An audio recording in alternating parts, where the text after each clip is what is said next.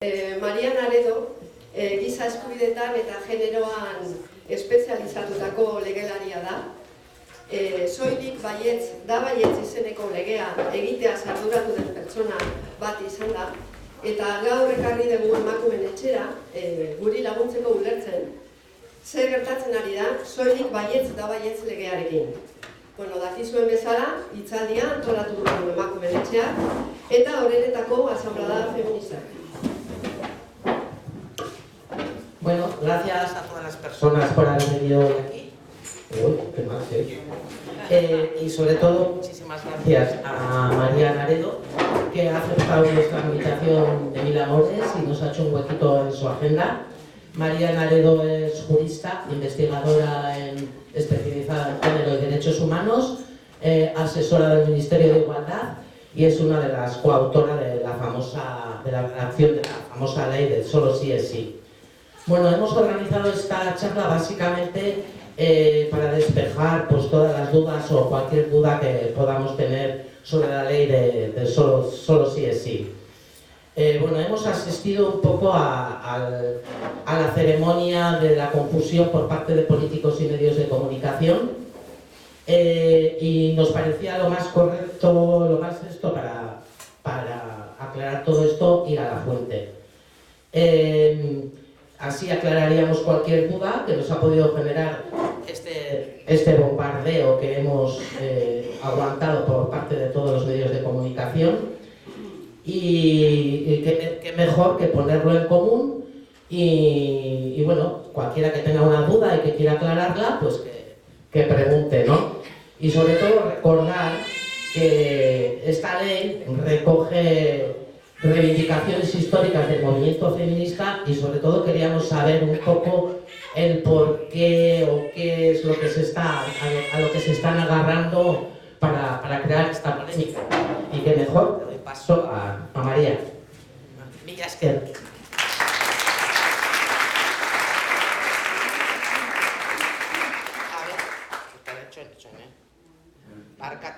Barkatu, que si alguien no quiere aparecer en fotos, que lo diga, que no hay ningún problema, ¿vale? Venga. Bueno, pues egunon, eskerrik asko y bueno, lamento el retraso, la verdad, porque ha sido una confusión ahí de la autopista y demás, pero bueno, yo creo que vamos a tener un rato largo, espero, para poder, como comentaba precisamente Marta, despejar todas las dudas. Yo como jurista, pero sobre todo me siento comadre de la ley, porque pues he participado en la elaboración de la ley y bueno, algunas veces nos preguntan, pero ¿por qué defendéis tanto la ley? Si en parte del gobierno ahora mismo, yo soy asesora del Ministerio de Igualdad en este momento y desde ahí es de donde he sido partícipe y colaboradora y coautora de la ley, ¿no? Entonces muchas veces nos preguntan, ¿pero cómo defendéis tanto la ley si hay parte del gobierno ya que dice que hay que reformarla y que dice que es un desastre y que se pone de perfil y no... y digo, no, y dice, claro, es que esta ley es del Ministerio de Igualdad. Y digo, no, esta ley no, es del movimiento feminista.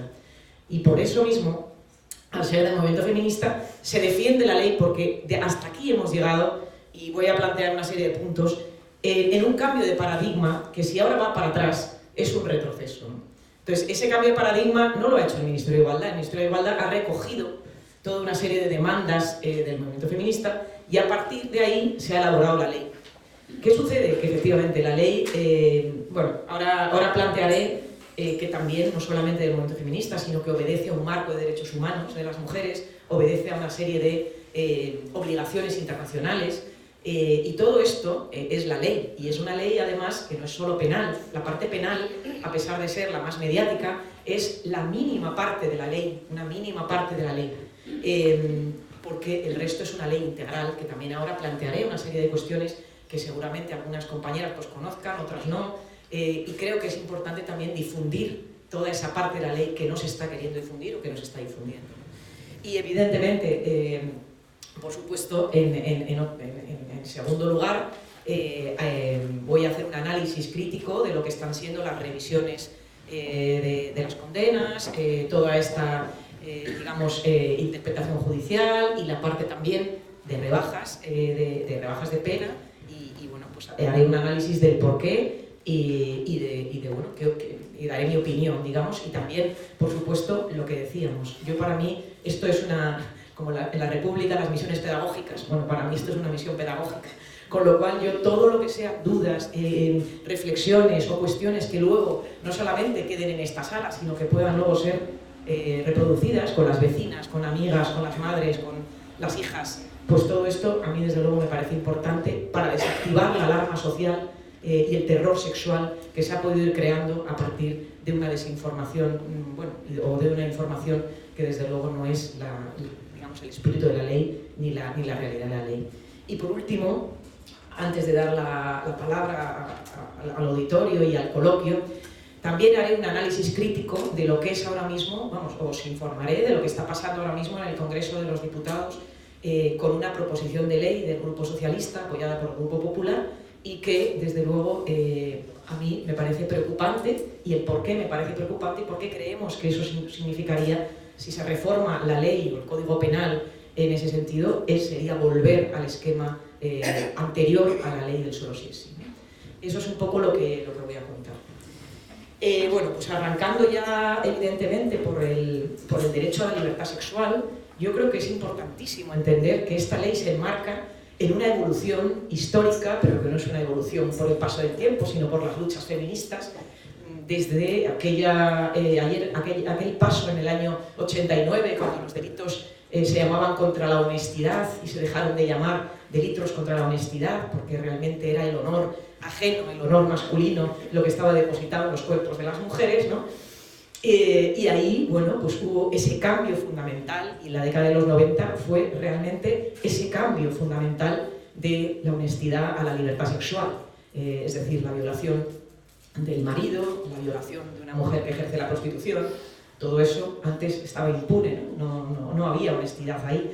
Sin embargo, bueno, pues el entender un bien jurídico como la libertad sexual implicó entonces un cambio de paradigma muy importante, pero era cuando arrancaba el no es no, ¿no? Es decir, bueno, mi cuerpo puede ser abordable hasta que yo diga que no, ¿no? Mientras yo no diga que no, pues digamos que es un territorio abordable, ¿no? Y en ese sentido, claro, el cambio del no es no al solo sí es sí es un cambio de paradigma, que es justo lo que ha traído esta ley, décadas después, bastante importante, en el sentido de que ahora ya nuestro cuerpo no es un cuerpo abordable que tenga un semáforo que si se pone rojo hasta aquí, pero mientras que no se ponga rojo puede ser abordado, ¿no? Puede ser usado.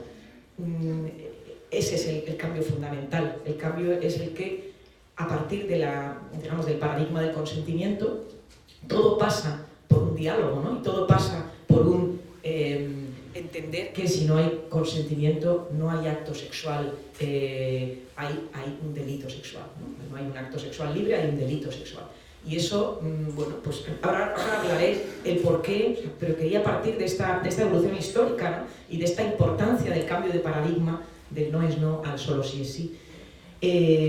Con lo cual, por eso digo que esta ley, bueno, entronca ahí, y además es un cambio de paradigma penal, pero por supuesto también cultural. Es decir, que al final la norma y la cultura están absolutamente vinculadas, y por eso mismo, si se retrocede en la norma, desde luego se vuelve a las inercias interpretativas en el ámbito judicial, pero también vinculadas a lo cultural, que vuelven a decir, bueno, aquí el cuerpo de las mujeres está a disposición hasta que no se diga lo contrario, ¿no? Bueno, y dicho esto, quería plantearos precisamente por qué creo que es fundamental también otro de los puntos de partida de la ley, que es conceptualizar la libertad sexual, la autodeterminación sexual de las mujeres y de todas las personas en general, como un derecho humano, y conceptualizarlo en el marco internacional de los derechos humanos. Esto quiere decir, el otro día una compañera me decía, claro, pero es que le habéis pedido demasiado a la ley, como que la ley tenía que hacer todo ya, ¿no? Prevenir, investigar, detectar. Digo, no, nosotras no le hemos pedido a la ley. En la ley esto es una obligación del Estado, de las instituciones, no solo estatales, también autonómicas y locales en la medida de sus competencias, pero es una obligación internacional la que dice, frente a las violaciones de derechos humanos, hay que intervenir, hay que dar respuesta, y no solo una respuesta punitiva, una respuesta integral. Y una respuesta integral que es la que plantea la ley, y fijaros, claro, esta ley parte de un vacío que antes de la ley existía respecto a las violencias machistas que no fueran cometidas en el marco de la pareja o la expareja, ¿no? Y las violencias sexuales estaban ahí, como digamos el rinconcito del cuadro, mientras que las investigaciones, las encuestas, las campañas de prevención fundamentalmente, la cuestión de la asistencia integral, las ayudas económicas, todo este marco era un marco, digamos que pese a que las leyes autonómicas, muchas de ellas desbordaban bueno, ese ámbito de la pareja o la expareja, o sea, iban, por ejemplo, aquí en Euskal Herria, ¿no? La cuestión de la violencia machista ha sido abordada, pero aún así siempre, precisamente porque el marco estatal estaba muy fijado en la pareja o expareja, se desarrolló muchísimo más todo tipo, digamos, de recursos, no digamos, cuestiones que dependían ya, incluso de normativa estatal, como por ejemplo los permisos de residencia y trabajo para las víctimas de violencia de género, que lograran una condena o una sentencia acreditativa de la violencia, solamente estaban, y eso es una normativa estatal, solamente estaban disponibles para las víctimas de violencia en pareja o expareja. Ahora, esta ley lo que hace es iluminar toda esa zona gris, toda esa zona, todos esos vacíos que había en materia de datos, investigación, prevención, educación, detección y, bueno, y por supuesto crear un itinerario de atención integral a las violencias sexuales cometidas en cualquier lugar, por cualquier agresor familiar, pareja, pero también, por supuesto, extraño o en el ámbito del trabajo, etcétera, etcétera. Y creemos, desde luego, que ese no está sola institucional ha sido una de las cuestiones más importantes de esta ley. Y más importantes de esta ley por eso, porque anteriormente, por ejemplo, en la ley trabajó aportó el grupo de organizaciones de mujeres con discapacidad, ¿no? Y nos decían, en los centros, en las residencias de mujeres con discapacidad psíquica, claro que hay violencias sexuales, claro que además toda la cuestión del consentimiento con mujeres con discapacidad psíquica está rodeada de mitos, de estereotipos y de falsas creencias, ¿no? Y decíamos, pero ¿hay alguna herramienta de detección y de actuación? Bueno, pues en todos esos lugares era importantísimo poner el ojo, poner las gafas y plantear, bueno, las violencias sexuales son unas violencias absolutamente prevalentes, no son una anécdota, como se pueda pensar o alguien pueda pensar, de la gente sobre todo que critica la ley y que plantea medidas más anecdóticas o punitivistas, sino que es una violencia prevalente, una violencia muy habitual en la cual las mujeres pues estamos, desde que somos niñas, crecemos en esas violencias, desde el acoso callejero hasta, porque es interesante, la ley va abordando e incorpora como violencias sexuales no solamente la agresión sexual los antiguos llamados agresión sexual, abuso sexual, no, incorpora todas las violencias con impacto en la vida sexual de las mujeres, incorpora también la mutilación genital femenina, incorpora el matrimonio forzado, e incorpora, por supuesto, el feminicidio sexual. Nagore Laffage realmente fue un feminicidio sexual y eso no estaba incorporado en ninguna norma desde el enfoque de género y como parte de las violencias machistas. Y la ley lo incorpora.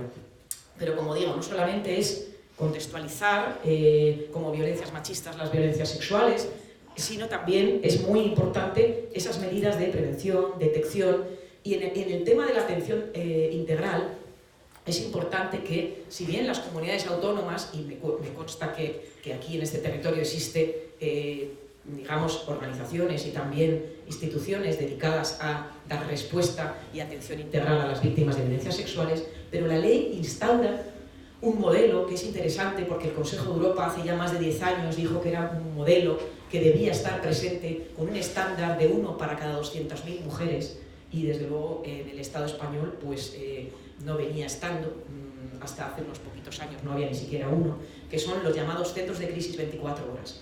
Los centros de crisis 24 horas es un sistema de atención integral tanto presencial, 24 horas, como telefónico y online, para que cualquier mujer, cuando hablamos de crisis, no hablamos solamente de una agresión reciente, una agresión sexual cometida un martes a las 3 de la madrugada, donde la víctima anteriormente al menos solamente tenía la comisaría y el hospital, pero esto se incorpora como un centro de referencia integral en el sentido de atención psicológica, jurídica, social y acompañamiento a todos los recursos necesarios, acompañamiento también por el itinerario judicial, y esto nos parece fundamental. La ley también, y bueno, luego aparte de aquí, se ha planteado financiar uno por provincia, en fin, pero eso ya es derivado de la aplicación de la ley, ¿no? Pero que la ley incorpora ese tipo de recursos. La ley también incorpora efectivamente toda la equiparación de ayudas económicas, vivienda, todo lo que la ley integral de 2004 y las leyes en general autonómicas plantean, y muy especialmente para las víctimas de pareja o expareja, la ley equipara y incorpora ayudas económicas a las víctimas de violencias sexuales, cuestión de la vivienda también para víctimas de violencias sexuales. Y aquí a veces decimos, bueno, ¿qué tiene que ver que a mí me violen a la salida de una discoteca o que me violen con una ayuda económica? Claro, aquí hay que pensar la cantidad de escenarios en las que se producen las violencias sexuales.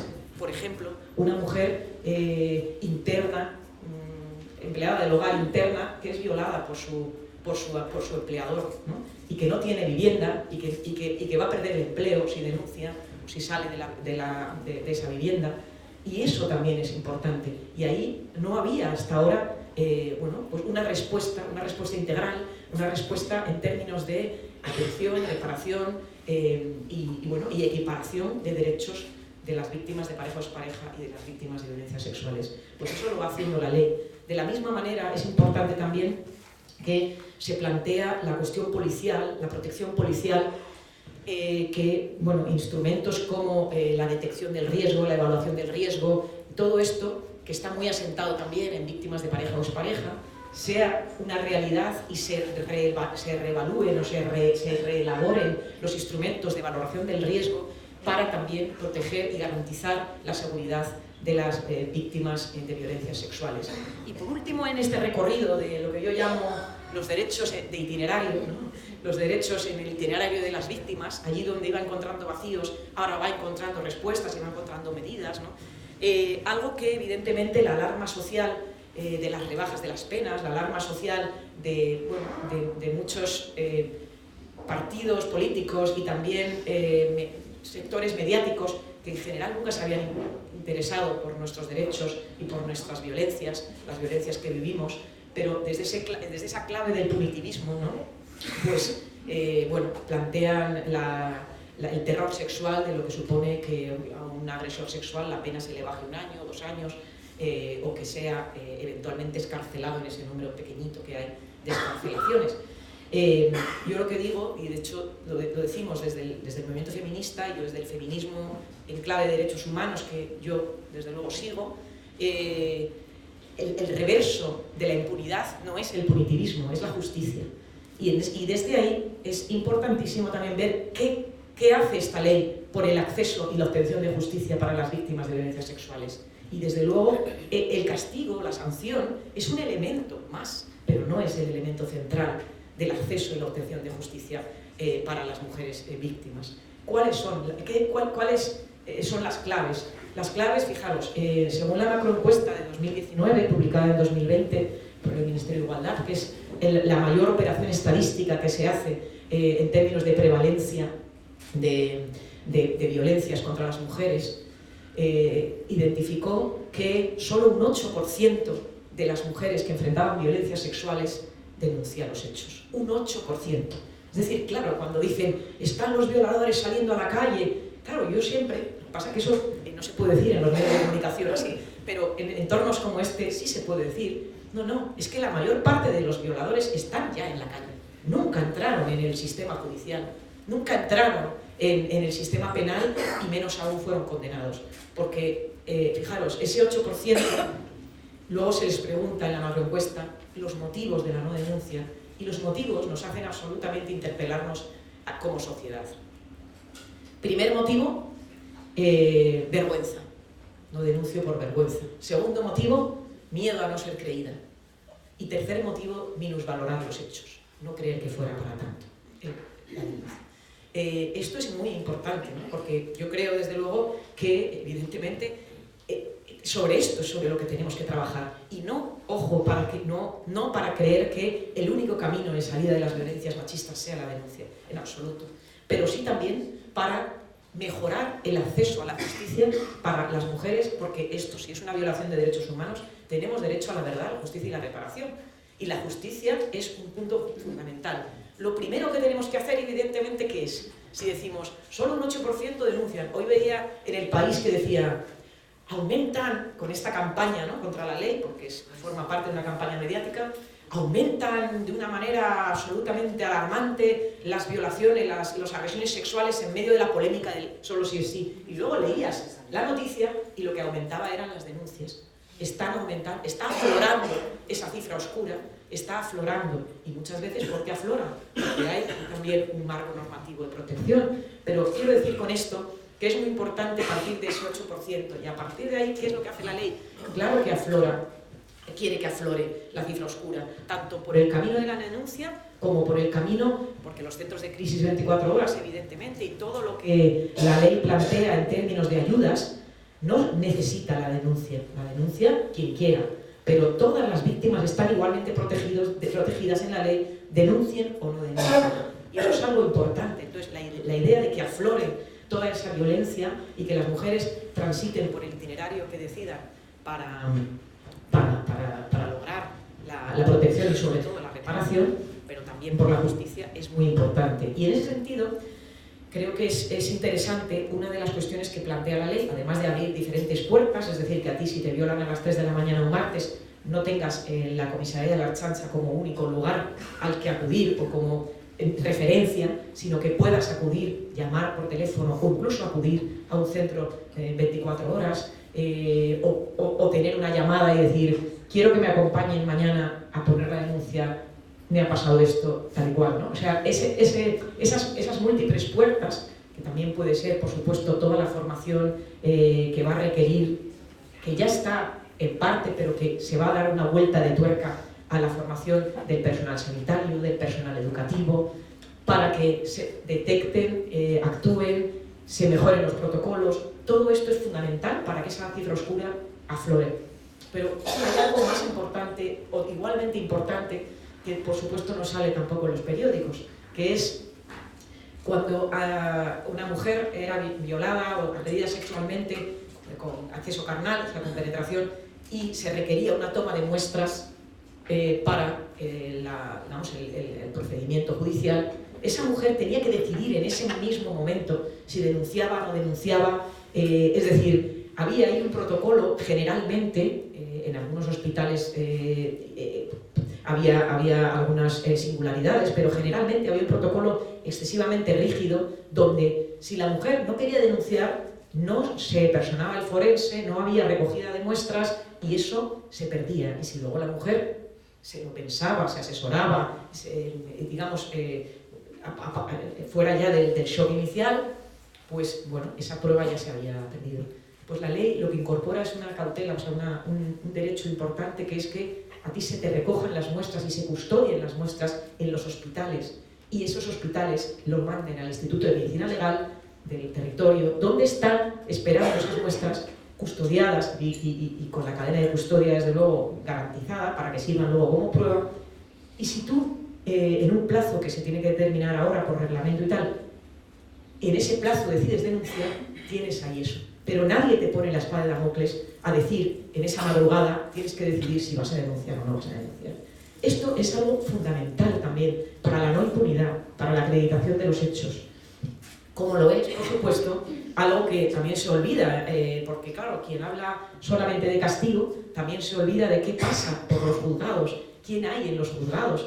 ¿Es gente especializada, como lo es, al menos en teoría, en los juzgados de violencia en pareja o expareja? ¿O es cualquier juez, cualquier fiscal, y si me apuras, cualquier abogado? Aunque efectivamente en cada vez más lugares, y en Euskadi me consta que existe esos turnos de oficio especializados también para mujeres víctimas de violencias sexuales, pero en general eso se instruye en cualquier juzgado de instrucción y se juzga por cualquier magistrado o magistrada no especializada. Bueno, pues y por supuesto la Fiscalía tampoco es especializada. Pues una de las cosas que hace la ley es que da un plazo precisamente para que en un año se dispongan los medios las reformas normativas de la Ley del Poder Judicial, del Estatuto Fiscal, para que en todos esos recorridos de las mujeres por la justicia exista especialización. Haya juzgados especializados, como los hay para violencia en pareja o expareja. Sean los mismos, otros, pero las violencias sexuales no pueden transitar por cualquier juzgado, ni pueden ser juzgadas por cualquier juez o jueza, ¿no? Y eso lo dice la ley, y en ese sentido nosotros estamos queriendo agilizar. Para nosotras es esencial también en este campo o caldo de cultivo que se ha creado con las revisiones, es esencial la no especialización que está detrás también de esas interpretaciones judiciales, ¿no? Por supuesto también la cuestión de la justicia gratuita. Nosotras, en la ley está, y también se ha dado un plazo de un año, y hay que agilizar el hecho de que, igual que para víctimas del terrorismo, de la trata y de la violencia en pareja o expareja, de género, para las víctimas de violencias sexuales tiene que haber el derecho al beneficio de la justicia gratuita con independencia de la renta y en todos los procedimientos que se quieran emprender. Eso es equiparar a las víctimas y no que haya categorías de víctimas de primera y de segunda, ¿no? Y esto también lo hemos planteado en la ley. Eso, a nuestro juicio, es acceso a la justicia, obtención de justicia, ¿no? ¿Y qué sucede luego entonces con la cuestión de las revisiones? Bueno, pues yo creo que lo más importante que tenemos que decir aquí es que, claro, cuando esta ley pasa por un gobierno según primera y segunda vuelta, con, por supuesto, el esquema de penas, porque aquí sí que ya vamos a meternos en el esquema de penas. En el esquema de penas, el Ministerio de Igualdad lo que sí había aportado y, por supuesto, exigido, era que no hubiera ya distinción entre abuso y agresión, sino que fuese todo acto sexual sin consentimiento fuese agresión sexual. Primero, porque así lo mandata el propio Convenio de Estambul en el artículo 36. Y segundo, porque eso era la exigencia del movimiento feminista. Es decir, la violencia y la intimidación no podían seguir siendo el eje sobre el que pivotaba la interpretación, la valoración del delito, ¿no? La valoración del delito tenía que pivotar exclusivamente sobre la ausencia de consentimiento. Y luego, evidentemente, hay, como hemos planteado y eso ha hecho precisamente que las horquillas se ampliaran fundamentalmente por la parte baja de la horquilla. Es decir, si lo que antes era abuso sexual se ha juntado con lo que también era agresión sexual, que era acto sexual con violencia e intimidación, en una única horquilla, pues digamos, de manera clara, ¿no? Teníamos que ampliar por abajo de la horquilla, pero a la vez hemos incorporado nuevas agravantes. ¿Para qué? Para que esto sea no un mapa en papel, sino un navegador electrónico, ¿no? Es decir, los jueces y juezas ahora tienen más herramientas para poder graduar de manera proporcional la pena. 3 nuevas agravantes, de las cuales una de ellas era también exigida por el Convenio de Estambul y es importante, que es la de ser esposa o pareja o expareja del agresor, del acusado. Y esto es importante porque ¿cuántas violaciones quedan impunes en el ámbito de la pareja o la expareja? ¿Cuántas? O sea, si en general, eso además está constatado, ¿no? A mayor intimidad de la víctima, fijaros que también según la macroencuesta, el 80% de las agresiones sexuales sufridas o de las violencias sexuales sufridas lo son por hombres del entorno de las víctimas. No son el violador del descampado, tal. Esos, pues claro, los hay, pero son una anécdota comparado con las violaciones y las agresiones sexuales cotidianas que sufrimos las mujeres, en las cuales tampoco hay generalmente violencia o intimidación. No hay violencia o intimidación, sino hay realmente, bueno, desde luego un no consentimiento. Y en ese sentido, bueno, pues es interesante, no sé si habéis visto, igual nos ha llegado, pero uno de los asesores que ha hecho la proposición de ley del Partido Socialista, que pretende reincorporar la violencia y la intimidación como ejes de la de la agresión sexual, salía en un medio de comunicación diciendo, bueno, ¿qué pasa? Claro, no vamos a poder entonces hacer nada con nuestra mujer cuando está dormida, vamos a tener que despertarla para que consienta. Eso era como que no se entendía. Y entonces, claro, las defensoras de la ley y las feministas le decimos, claro, es que en eso consiste el cambio de paradigma. Cuando no hay un no, no es ancha, es la... Cuando no hay un no, también tiene que haber un sí, es decir, tiene que haber un sí. Y es desde ese cambio de paradigma donde, evidentemente, nosotras hicimos, bueno, pues incorporamos la cuestión de la esposa, incorporamos también precisamente un agravante que era la de la anulación de la voluntad con sustancias químicas, la cuestión de la sumisión química y demás, incorporamos también la agravante de la violencia extrema, pero es verdad, y luego también incorporamos una norma que era, y cuando existen lesiones, se penan aparte que se suman completamente los dos delitos. Y ahí hay un artículo, el 194 bis, que dice justamente eso. Pero ¿qué pasa? Evidentemente, bueno, pues llegamos al 7 de octubre, entra en vigor la parte penal de la ley, porque hay otra parte de la ley que ha entrado ahora en vigor, que es el 7 de marzo, que es justamente la parte de los centros de crisis, la parte de la recogida de muestras forense. Bueno, ahora ya, en este momento está toda la ley en vigor, pero la parte penal entró en vigor el 7 de octubre. Bueno, pues, claro, nosotras no habíamos incorporado una disposición transitoria, ahora que todas, en todos los pueblos y ciudades, sabemos, ¿no? Se habla en los bares, todo el mundo sabe lo que es una disposición transitoria, ¿no? No tengo ni que explicarlo porque sé perfectamente que conocéis y habéis hablado incluso de esta ley necesitaba una disposición transitoria.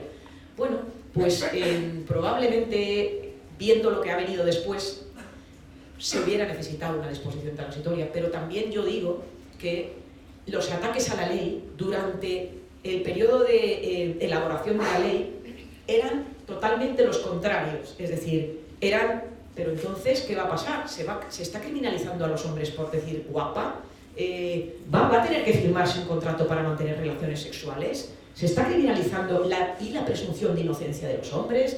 Todo eso fue los mantras que nos iban acompañando en la elaboración de la ley. Terminamos de elaborar la ley, entra en vigor la ley, pasa por todos los filtros, digamos, de Consejo de Poder Judicial, Consejo Fiscal, Consejo de Estado, todo el Parlamento con los diferentes grupos políticos y demás. Y nadie, fijaros, en el tema de las penas, sí que el Consejo de Poder Judicial alertó, ojo con bajar el tramo máximo, o sea, la parte máxima de las penas, porque eso sí puede dar lugar a revisiones en masa. Y lo que hicimos fue, de acuerdo a la segunda vuelta del Consejo de Ministros, subimos la parte máxima. Porque por la parte mínima, ¿qué pasaba? Que cuando... evidentemente, y nadie dijo se necesita una disposición transitoria, porque en general, tanto el Ministerio de Justicia como esos órganos colegiados, como entiendo que la mayor parte de diputados y diputadas decían, claro, el derecho transitorio vigente, igual que se ha aplicado a otras normas, como aquella del 2/2015 sobre la cuestión de delitos del terrorismo, que se dijo, ojo, para esta ley el derecho transitorio vigente, disposición quinta y segunda del Código Penal, lo que implica, primero, que si una pena antigua cae dentro de la nueva horquilla, es decir, era la mínima, pero ahora la mínima está más abajo, pero entra dentro de la horquilla, ¿no? ¿Se entiende eso? No se revisa, se revisa solamente si sale de la horquilla, o por abajo o por arriba, ¿no? Bueno, por abajo no, porque sería más leve el anterior y siempre se revisa solo lo que es más grave, que es beneficio del reo, ¿no?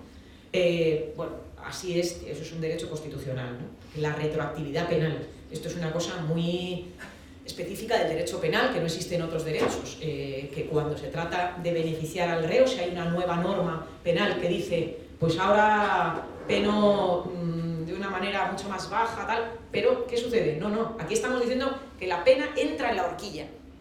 Bueno, pues lo que pasó, el derecho transitorio, que estuvo vigente en muchas otras reformas del Código Penal que no han llevado derecho transitorio, porque claro, se nos ha llamado de todo. A mí me da exactamente igual, pero vamos, que somos unas inocentes y niñatas, no sabemos hacer normas. bueno, quiero decir que no solo hemos hecho nosotras esta ley, que fundamentalmente el cuadro de penas lo firmó el Ministerio de Justicia y lo avalaron todos los grupos políticos del Parlamento, pero aún así, no, porque claro, ¿cómo es posible que no llevara disposición transitoria? ¿Cuántas reformas, como la que os he contado, no llevaba disposición transitoria y se aplicó el derecho transitorio que se entiende consolidado y vigente? Y ahí, bueno, pues en concreto está la disposición quinta y la segunda, que plantea también algo importante, y es que hay que comparar códigos penales completos y de esa manera también sale que esta ley en absoluto es más beneficiosa. Esta ley tiene, en términos de inhabilitación especial, por ejemplo, hay una ampliación importante de la inhabilitación especial para trabajar o tener contacto con menores cuando ha habido una agresión sexual. De hecho, por ejemplo, a los jugadores de la Arandina, del equipo de fútbol de la sentencia de la Arandina, lo más importante de esa sentencia no son los años de cárcel, es que no van a poder en 20 años dedicarse a ejercer la profesión de entrenadores o tal con niñas y niños, ¿no? Y eso es esencial, a mí me parece mucho más esencial que el castigo de la cárcel. Y por eso mismo también dicen, no, claro, es que en algunas cosas, claro, esta ley es menos beneficiosa, es tal. Claro, hay que comprobar códigos penales completos, ¿no? Cojo esto que me interesa de aquí, pero del nuevo cojo esto otro, ¿no? Que es lo que han venido haciendo algunas de las sentencias de revisión. ¿Qué ha pasado? Bueno, pues lo que ha pasado ha sido que, claro, cuando nos dicen, no, es la ley lo que está mal, yo digo que efectivamente, la ley, y ahora entraré en la parte final, si se puede mejorar en este momento, donde hay ahora mismo una proposición de ley en el Parlamento, y se puede mejorar algo, yo ahora os daré mi opinión de qué se podría hacer para mejorar un poco más. Pero desde luego, en absoluto, hay que plantear que es la ley la que está dejando... No, es la interpretación. ¿Por qué es la interpretación? Lo sabemos cuando de las audiencias provinciales hay una, como La Rioja, que no ha revisado de 55 casos más que uno, y hay otras, como la de, por ejemplo, la de Zamora, que menos mal que son poquitos habitantes allí, poquitos casos, que ha revisado el 90%. En Madrid, que se decía, bueno, la audiencia de Madrid, y que al principio empezó siendo alarmante porque, claro, allí hay mucha población y es verdad que había muchos casos, se empezó revisando más, pero luego fue calando una interpretación que desde luego es la interpretación que yo os estoy comentando de la horquilla y en el sentido de decir, esto no es una cuestión matemática ni automática, esto es una cuestión de entender que una agresión sexual antigua en la nueva horquilla pues tiene unas características que desde luego no la hacen merecedora de la nueva pena mínima de la horquilla ampliada, ¿no? Fijaros que ahora en Madrid solamente un 15%, según los últimos datos del Consejo del Poder Judicial de principios de marzo, menos de un 16% es lo que está siendo rebajado. O sea, de lo que se está revisando en Madrid, que era una de las audiencias que al principio escandalosas, ¿no? Pues solo se está revisando un 16%. ¿Con esto qué quiero decir? No quiero decir que no se estén revisando decenas y decenas de casos, y yo creo que desde luego de una manera muy proactiva por parte de los tribunales, que bueno, perfecto, si vivimos en un derecho penal en el que el reo, evidentemente, pues si se tiene que beneficiar, que se beneficie, pero no a toda costa, ¿no? A toda costa, ¿a qué me refiero a toda costa? Me refiero que muchas veces se olvida también que de dónde venimos, ¿no? Parece como que antes de la ley todo lo que era, digamos, los juicios y las condenas por delitos sexuales eran absolutamente modélicas, ¿no? Modélicas, se ponía la pena proporcionada, nunca se ponía la pena mínima, no era escandaloso, no había escándalos, ¿no? En el sentido, y todo lo contrario. Entonces, claro, ¿qué sucede? Cuando hablamos, por ejemplo, de un caso de Madrid que afortunadamente no se ha revisado, porque esa sección de la audiencia ha utilizado, digamos, el criterio que a todo esto, y abro un paréntesis, la Fiscalía General del Estado fue, digamos, muy proactiva en el sentido de decir, ojo, aquí hay que seguir manteniendo el derecho transitorio que hemos mantenido para otras reformas penales. Hizo un decreto a primeros de noviembre y en ese sentido, y ahí todos los fiscales y fiscalas están ahora mismo oponiéndose a las revisiones cuando los criterios son los que he comentado. Y con esos criterios, claro que queda un porcentaje, pero es un porcentaje muy bajito. En todas las reformas penales hay un porcentaje de sentencias de revisión y no pasa nada, no pasa nada. Pero lo que sí pasa es, primero, cuando se utilizan esas grietas, ¿no? y se busca la grieta para rebajar la pena, porque en el fondo lo que se está es atacando la ley y atacando, bueno, pues una serie de planteamientos feministas con los cuales, bueno, pues hemos entendido que el nuevo esquema penal era mucho más garantista también para las propias víctimas, pero se da eso a la vuelta, ¿no? Entonces, ¿qué sucede, por ejemplo, con esta sentencia de Madrid? Una sentencia de Madrid de una agresión sexual, pero que resulta que se le impone la pena mínima, y además así lo dice la sentencia antigua, o sea, la que se ha revisado ahora, dice 4 penetraciones, 2 felaciones, anal y vaginal, en 2 horas, pero dice que se pone la pena mínima porque la violencia empleada para conseguir esas penetraciones no fue muy grave, ¿no? Fue bastante endeble, digamos. Y gracias a eso, digamos, o amparándose en ese argumento, ese tribunal impuso la pena mínima. Y ahora pretendían que la pena mínima, donde se engloba del delito 179, del de acceso carnal, que engloba todo lo que antes era abuso más la agresión, que se le impusiera la pena mínima, actualmente, que son 4 años, ¿no? Y claro, la sala dice, no nos equivoquemos. Es decir, una cuestión de la gravedad de la que estamos hablando, aunque la violencia no se estimara que fuera muy poderosa, pero sí, desde luego lo fue, con un no consentimiento, 4 penetraciones, desde luego esto no equivale, ¿no? A la voluntad del legislador actual de la mínima de los 4 años, ¿no? Con lo cual, pero es esencial saber de dónde venimos para saber también qué está siendo muchas veces, de qué hilo se tira para las revisiones, ¿no? Por otro lado, y ya con esto voy a ir acabando esta parte y termino un momentín contando lo de la PL, la proposición de ley que ahora mismo en el Congreso, para abrir el turno de palabra, que a mí me importa muchísimo, desde luego, que intercambiemos y que salgamos todas y todos sin dudas. Como digo, cuando digo que buscan la grieta cuando en algunas interpretaciones judiciales se dicen cosas como que, como ya no existe la palabra autoridad, ahora es abuso de superioridad, se ha destipificado ese delito. Como ya no existe, que antes existía un delito de menores entre 16 y 18 años con relaciones sexuales bajo engaño, como ya no existe la palabra engaño, se ha destipificado el engaño. Y ahora hay una sentencia, fijaros, del Tribunal Superior de Justicia de Andalucía sobre un caso de Melilla, de un guardia civil que engaña a una niña de 16 años y le da 50 euros y tal para tener sexo con ella. Eso, digamos que esa ha sido una de las bajadas más bestias de las rebajas, porque han decidido que eso ya no está en el Código Penal, que eso se ha destipificado, que ahora ya eso no es delito. Por favor, y cuando hablamos precisamente de que en mayores de 16 años juega el consentimiento, ¿hay consentimiento cuando hay engaño?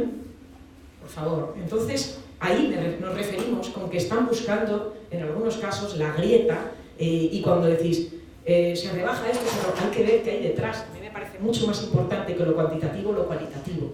¿Por qué? ¿Por qué se ha producido esa rebaja? Desde que empezó todo esto hemos leído decenas y decenas de resoluciones judiciales. Y claro que hay alguna que justamente, una con 2 agravantes, pero que a la vez tal, pues hay alguna que sí, pero son rebajas de meses, de un año.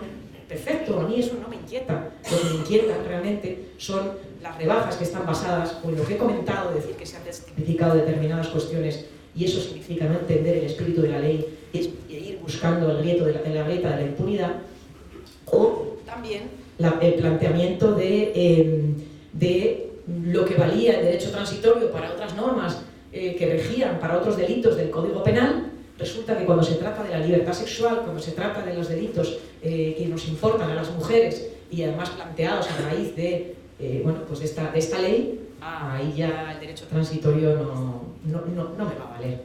Entonces, bueno, creo que hay que seguir haciendo pedagogía, hay que seguir planteando, pero por otro lado también hay que seguir diciendo la importancia que tiene el cambio de paradigma, precisamente del no es no al solo sí es sí, y en este sentido entronco con la proposición de ley que ahora mismo, que además va por trámite de urgencia en el Congreso de los Diputados, y se aprobó el trámite de urgencia, el PP y el PSOE, y a nosotras nos inquieta mucho. ¿Por qué nos inquieta mucho? Y creo que es importante, es decir, al final el núcleo duro de esta propuesta lo que viene a decir es no, lo que tenemos que hacer es volver, ellas dicen que no vuelven al esquema anterior, pero lo que vuelven a decir es, en el tipo básico, o sea, en el delito de agresión sexual y en el delito de agresión sexual con acceso carnal, hay que meter un subtipo, ¿sabes?, como un delito en el medio de ese otro delito que diga, cuando hay violencia e intimidación, se pena más gravemente, ¿no? Nosotras decimos, no, si es que la violencia y la intimidación pueden ir a las agravantes, pero no puede ser que volvamos otra vez a que la víctima lo primero que tenga que probar sea el sometimiento, sea cómo de fuerte dijo que no, sea cómo de fuerte fue la violencia, cómo se la doblegó su voluntad, su consentimiento. No, lo importante aquí es la ausencia de consentimiento, es decir, la prueba tiene que pivotar y el foco tiene que estar en el agresor y en cómo, y eso no tiene nada que ver con la presunción de inocencia, porque hay que probar por parte de la acusación la ausencia de consentimiento. Pero ahí se va a ver, bueno, ¿y usted qué hizo para saber que había consentido? ¿Qué hizo para saber que había un diálogo ahí donde esta persona quería mantener relaciones sexuales? Es decir, esa proactividad, ese diálogo, ese entender que las relaciones sexuales no son un territorio con un semáforo en rojo, es algo mucho más complejo, pero también esa complejidad de la prueba, por supuesto, que se tiene que ir instalando, la prueba psicológica, la prueba indiciaria, yendo por ejemplo a algo como el caso de Dani Alves, el futbolista del Barça. Fue muy importante aquí cómo la sala de fiestas se había adherido, donde ocurrieron los hechos, se había adherido a un protocolo, y en ese protocolo antiagresiones existía precisamente una colaboración también con la propia investigación o con la propia acreditación de los hechos, aparte del apoyo, por supuesto, a la víctima y la llamada a los Mossos de Escuadra, etcétera, etcétera. Pero mucho más que eso, y también las cámaras, por supuesto, pero es decir, hay muchas maneras de probar las violencias sexuales, las agresiones sexuales, que no son los interrogatorios, el calvario probatorio que muchas víctimas de violencias sexuales han tenido que sufrir y siguen sufriendo en los juzgados. Por eso nosotras decimos, no podemos cambiar el paradigma y volver al no es no, simplemente para que no digan que las penas han bajado, tal. No, las penas si se interpretan correctamente, y podemos decir, como digo, metemos en las agravantes, pero no en la estructura del delito. O sea, la violencia y la intimidación, lo que llamamos los medios comisivos, el medio por el cual ese consentimiento se ha doblegado, no es lo importante. No es lo importante es que no hay consentimiento. Y luego ya vamos a mirar las agravantes. Era esposa, se utilizaron armas, era un profesor y hay superioridad, se anuló la voluntad de la víctima con fármacos. Todo eso es lo que, digamos, luego sirve para graduar la pena y para proporcionalmente. Bueno, yo solamente digo que hay que hacer mucha pedagogía. Aquí no está todo, está bastante perdido la vuelta atrás en el cambio de paradigma, o sea, el retroceso ya al esquema anterior, porque, bueno, pues hay determinados grupos políticos, y yo lo voy a decir aquí claramente, el PNV probablemente esté por la labor o por lo menos ha votado a favor de la toma en consideración, y otros no, es decir, pero aquí ahora mismo hay como un núcleo que es Bildu, RC, Unidas Podemos y algunos más pequeños, pero como grandes partidos, por ejemplo el PP y el PSOE, con eso ya simplemente saldría la reforma. Vox se abstiene, eso también es interesante, ¿no? Es decir, que no le parece tan mal esa vuelta al esquema anterior. Y todo esto me vuelve otra vez a la cuestión del punitivismo, ¿no? Creo que, y con esto voy a terminar, claro, esta ley está atravesada, ¿no?, por muchas cosas que tienen que ver con el acceso a la justicia, que tienen que ver con los derechos en clave itinerario. Y, por ejemplo, ahora que hemos hablado del caso de Dani Alves, me ha venido a la cabeza otra de las reformas de la ley, que es, fijaros que, bueno, nos encontrábamos con que muchas víctimas de violencias machistas y especialmente de violencias sexuales renuncian a la indemnización que les puede corresponder, como hizo la víctima del futbolista Dani Alves, para que no se malinterprete, ¿no?, que las víctimas de violencias machistas buscamos el dinero, buscamos, ¿no?, esos fines espurios de los cuales se nos acusa a las mujeres normalmente. pero que en otros delitos, pues por supuesto, vamos, a mí me atropella con el coche o a un señor y pide la indemnización y nadie interpreta que están queriendo sacarle el dinero a nadie, ¿no? Entonces, víctimas, claro que hay muchas víctimas, yo eso lo he vivido cuando acompaño a mujeres y acompañaba esa renuncia. Bueno, nosotras hemos reformado la ley de enjuiciamiento criminal para decir que se tiene que reevaluar, cuando aunque una víctima haya renunciado en el primer momento del proceso, luego, llegado el juicio oral, se tiene que reevaluar la posibilidad de indemnización y se tiene que volver a plantear a la víctima la posibilidad de cobrar la indemnización. Y eso es muy importante porque es nuestro derecho, ¿no? De la misma manera, y en ese sentido, creo que es importante otra reforma de la ley de enjuiciamiento criminal, que es la de las preguntas a la víctima en el juicio oral. En este tipo de delitos hemos visto a cantidad de mujeres tener que responder sobre sus vidas privadas, tener que responder sobre sus relaciones, y ahí el Convenio de Estambul es otra de las cuestiones también que plantea, ¿no? No se puede, en los procedimientos penales, no se puede valer, no se puede incorporar ese tipo de interrogatorio a la víctima, y eso lo hemos incorporado también en la ley de enjuiciamiento criminal para que en los interrogatorios a las víctimas no haya esas preguntas sobre su vida privada. Bueno, con esto quiero decir que estamos así, en un momento muy convulso, en un momento que mediáticamente no va a parar, yo siento que no va a parar, o sea que incluso si sale la reforma, yo espero que no, la verdad, la reforma promovida por el Partido Socialista, creo que no va a parar, porque la derecha lo que quiere es tumbar la ley entera, y el machismo lo que quiere es tumbar la ley entera. Entonces, bueno, pues así estamos. Yo creo que hay que aguantar, hay que seguir, sobre todo haciendo mucha pedagogía de lo que hay, mucha pedagogía con víctimas y supervivientes. Yo, desde luego, a muchas les estoy contando pues, lo que hay, lo que no hay, cuál es la realidad de todo esto, pero es evidente, claro, y hay algo interesante también. En las rebajas que se están produciendo no son firmes las sentencias esas, se están recurriendo, y la Fiscalía ahora mismo está recurriendo cientos de decisiones, ¿no? Con lo cual, muy probablemente quede bastante reducido el porcentaje de rebajas, pero no lo sabemos. Estamos ahora mismo en un momento donde ni siquiera, fijaros, el Tribunal Supremo se ha pronunciado en 16 ocasiones, de las cuales la mayoría no ha rebajado, pero en algunas, en 6, sí ha rebajado, pero no se ha pronunciado, se ha pronunciado todo en recursos de casación, no se ha pronunciado en ningún caso firme todavía de los que sean revisiones, no recursos en los cuales pues él interpreta la norma, tal, no, revisiones con el derecho transitorio que tiene que aplicarse y tal. Eso dicen que en mayo igual el Tribunal Supremo se pronuncie. En medio de todo esto se están ya haciendo reformas y yo creo que es muy importante dejar aplicar la ley y seguir contrarrestando todo esto, pero por supuesto también estoy abierta a las cosas que se pueden hacer mejor, mejorar y a todas las críticas que se consideren. Y nada, y ahora os doy la palabra porque creo que es importante que salgamos sin ninguna duda o por lo menos con todo un poco claro. Gracias. Es que ricasco.